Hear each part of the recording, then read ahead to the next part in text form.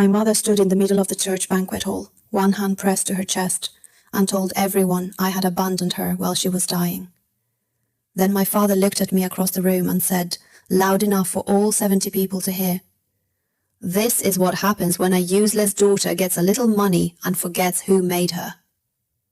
The room went dead quiet.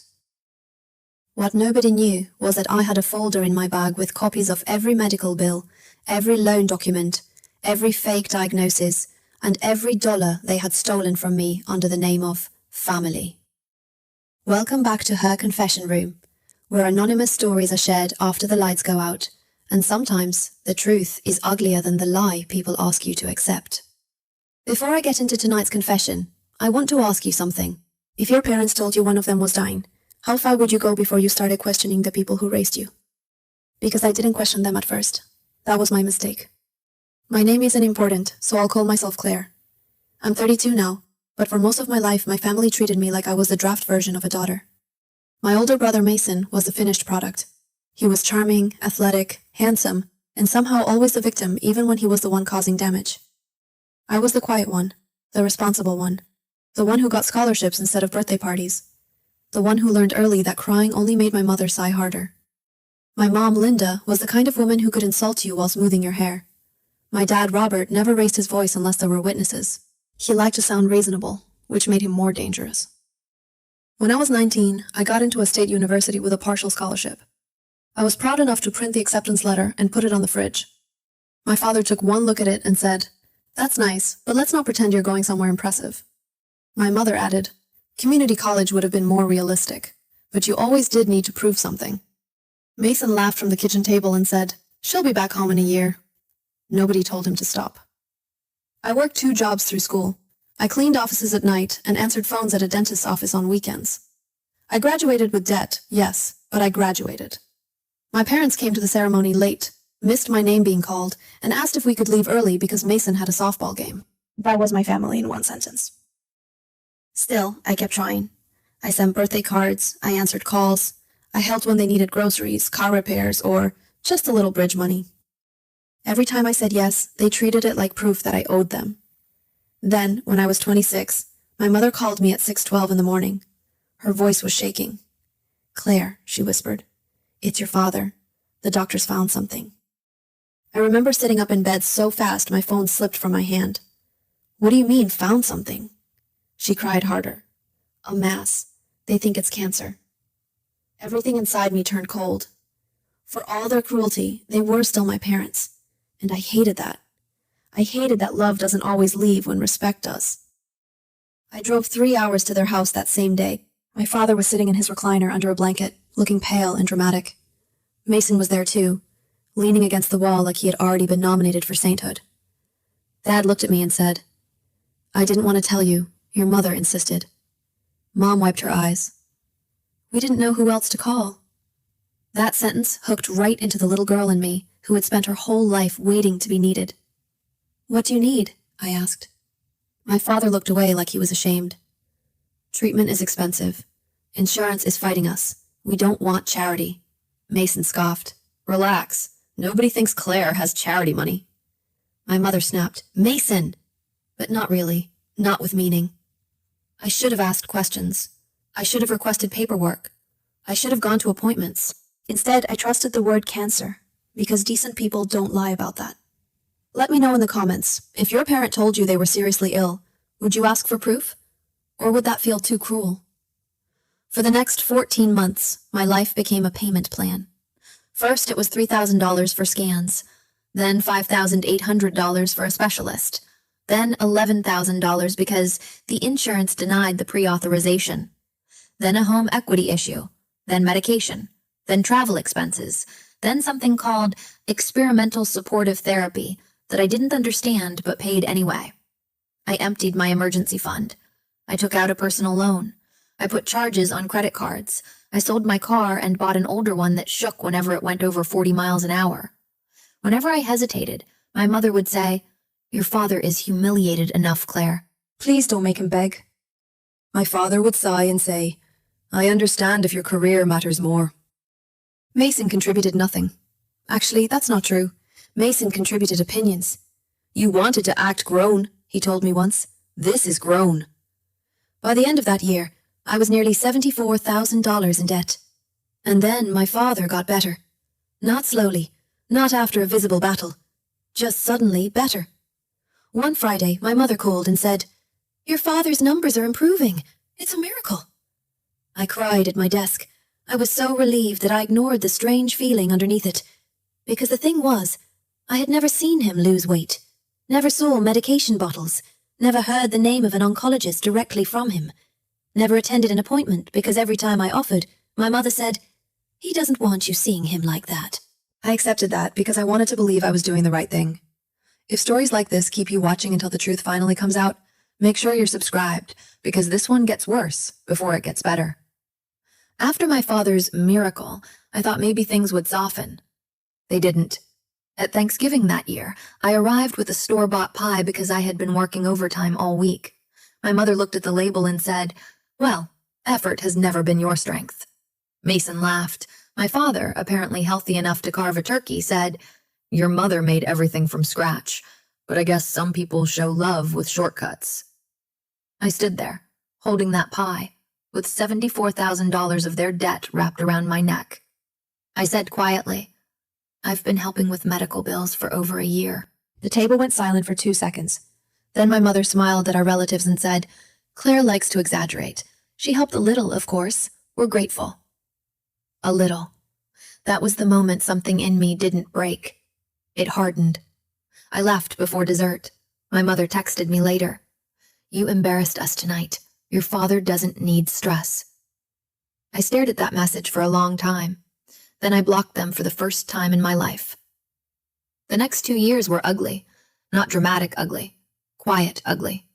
I lived in a studio apartment above a laundromat where the floor vibrated every night until midnight. I ate rice, eggs, and whatever vegetables were marked down at the grocery store. I worked my regular job in medical billing during the day and took freelance insurance coding work at night. That part matters. Because while I was drowning in debt, I started learning how medical billing actually worked. I learned procedure codes, insurance denial patterns, patient responsibility estimates, provider portals, explanation of benefits, the difference between a real invoice and something that looked official to scare someone into paying. And the more I learned, the more a question started scratching at the back of my mind. Why had my parents always sent screenshots instead of full bills? Why had every payment gone through my mother or directly to accounts she controlled? Why did none of the documents list a hospital letterhead clearly? I didn't investigate right away. I think part of me already knew. And knowing would mean grieving something bigger than money. The person who kept me from falling apart was my old supervisor, Angela. She was in her late 50s, divorced, sharp as broken glass, but kind when it counted. One night, she found me crying in the break room after a debt collector called my work line. She didn't ask a lot of questions. She just sat across from me and pushed a vending machine packet of crackers across the table. Then she said, "Some families don't teach you love. They teach you invoices." I laughed because it was so accurate it hurt. Angela helped me get certified in advanced medical coding. She reviewed my resume. She sent me contract jobs. She also told me something I still carry. "Don't heal by proving them wrong," she said. "Heal by becoming someone they can't use anymore." So I did. I worked until my eyes burned. I paid one card off, then another. I stopped answering blog numbers. I moved into a better apartment. I started a small consulting business, helping clinics clean up billing errors and denied claims.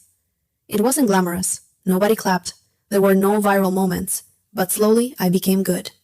Then I became really good. By 31, I was making more money than anyone in my family knew. I wasn't rich in the ridiculous movie sense, but I had savings, I had clients, I had peace, and most importantly, I had records. Because once I understood billing, I finally pulled every document my parents had ever sent me. I requested copies from facilities they claimed to use. Most had no record of my father as a patient. One clinic existed, but it was a dermatology office he visited once for a benign mole removal. The oncology group on one invoice had closed 6 years before the invoice date. The biggest bill, the one that made me take out a personal loan, had a routing number that led to a small business account under my mother's maiden name. I remember sitting on my apartment floor with papers spread around me, feeling like the air had been removed from the room. My father had not been dying. They had made him into a dying man so they could drain me without having to ask nicely. And worse, a month after one of my biggest payments, Mason had bought a new truck. Another payment lined up with my parents' kitchen renovation. Another with a vacation they posted about as a much-needed healing trip. I didn't scream. I didn't call them. I hired a lawyer. His name was Daniel Ortiz, and the first thing he said after reviewing the folder was, "This is not family drama. This is fraud." I thought that would make me feel better. It didn't. It made me feel stupid. Daniel must have seen it on my face because he said, "You weren't stupid.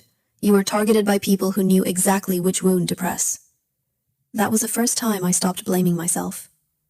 For 8 months, Danielle helped me gather everything: bank transfers, text messages, screenshots, fake invoices, business registration records, my father's actual insurance records, even photos from social media showing him golfing during the same week my mother claimed he was too weak to stand.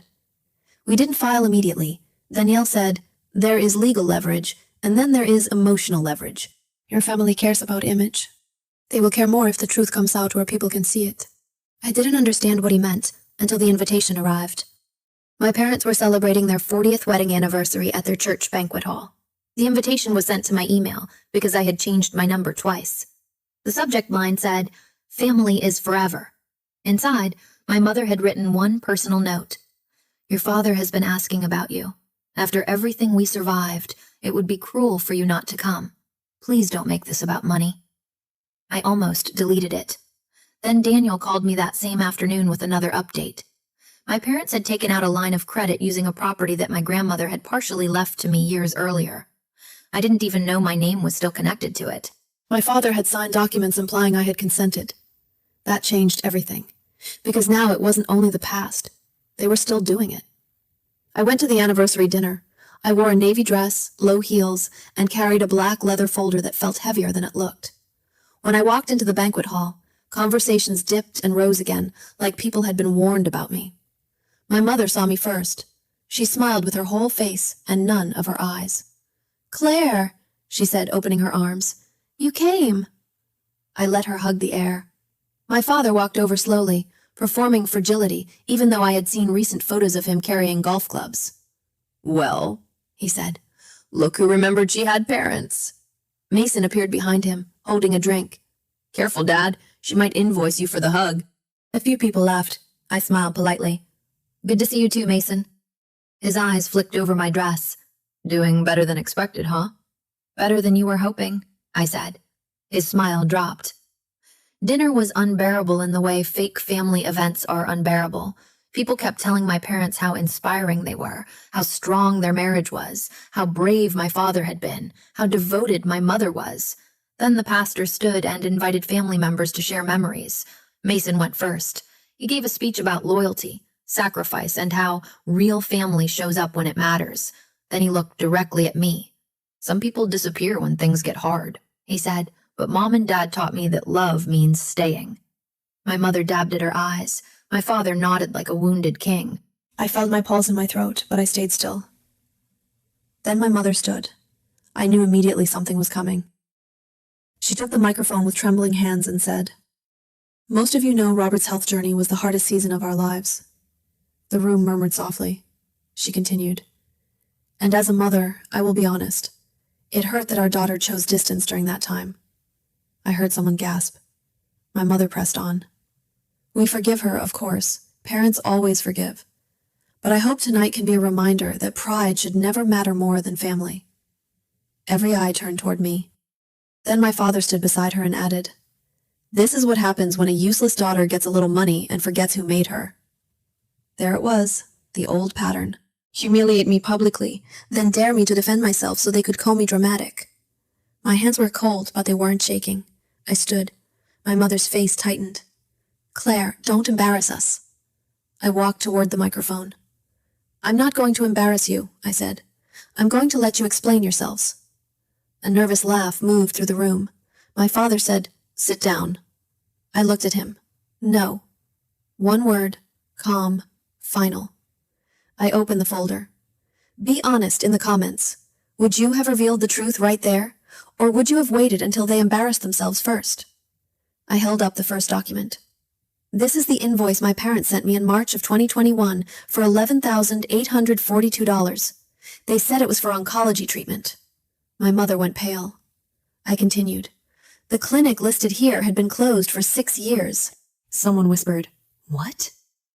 My father stepped forward. "This is not the place." I looked around the room. "They made it the place when they told all of you I abandoned them." Then I held up another page.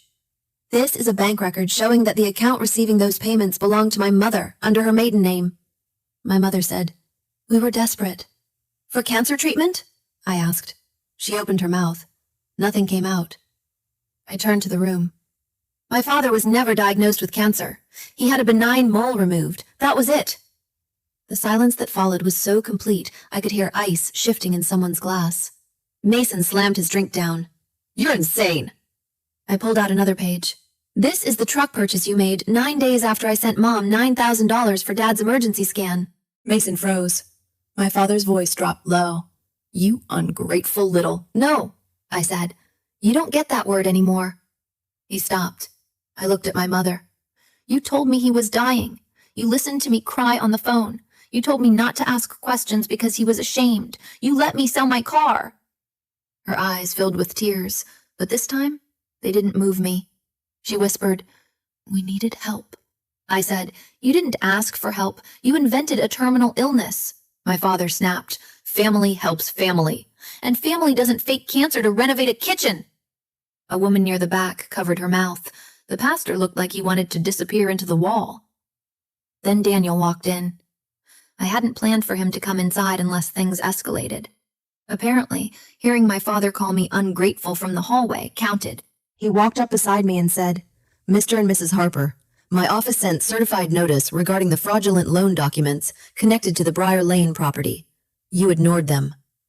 My father's face changed. Not sad, not guilty. Caught. I looked at the room and said, "That property was partly left to me by my grandmother. My father used my name without consent to secure more credit." My mother started crying harder. "Claire, please, we can talk privately." I shook my head. "You had 2 years to talk privately. You chose a microphone." My father pointed at me. "You think you're better than us now?" "No," I said. "I think I'm finally done being useful to people who confuse access with love." Mason muttered, "You really going to destroy your own family over money?" I looked at him for a long second. "No, Mason. You all destroyed this family because you thought I would keep paying to belong to it." That was when Aunt Rebecca stood up. She had been quiet my entire life, one of those relatives who saw everything and said nothing because silence was easier. But that night, she looked at my mother and said, "Linda, is this true?" My mother sobbed. "We were drowning." Rebecca said, "So you drowned your daughter?" My mother folded into a chair. My father tried one more time. He looked around the room and said, "This is a misunderstanding. Claire has always been emotional. She twists things." Daniel calmly placed another document on the table. "Then you'll have no issue explaining it in court." That ended him. Not the threat, the witnesses. My father had built his whole life on being respected in rooms like that. And now the room was staring at him like he was a stranger. I didn't stay for the chaos. My mother reached for me as I passed. "Claire, please, I'm your mother." I stopped. For 1 second, I saw her the way I used to. The woman whose approval I had chased like it was oxygen. Then I said, "No, you're the person who taught me that love could come with interest." Her hand dropped. I walked out before dessert. The legal part took months. I won't pretend it was clean or satisfying every day. There were angry messages from relatives. There were guilt trips. There were people who said, "They're still your parents," as if that explained anything. My parents eventually settled. The fraudulent loan was reversed. I recovered part of what I lost, not all of it. Mason sold his truck. My father stopped attending that church. My mother sent one letter that started with, "I'm sorry you felt hurt." So I returned it unopened. Aunt Rebecca called me once and said, "I should have spoken up years ago." I told her, "Yes, you should have." That was the most honest conversation we ever had. Angela took me to dinner after the settlement was finalized. She raised her glass and said, "To becoming unavailable." I cried then, not because I was sad, because for the first time in years, no one needed me to bleed quietly so they could stay comfortable. If someone only respects you after they find out what you're worth, do they deserve a second chance? I still don't know the answer for everyone, but I know mine. No. If you've ever had to walk away from people who only loved you when you were useful, leave a comment. Someone reading it might need to know they're not wrong for choosing peace. I used to think family meant showing up no matter what. Now I think family means not turning someone's love into a trap and calling it loyalty. I didn't lose my parents in that banquet hall. I lost the debt of trying to be loved by people who only saw me as something they could spend.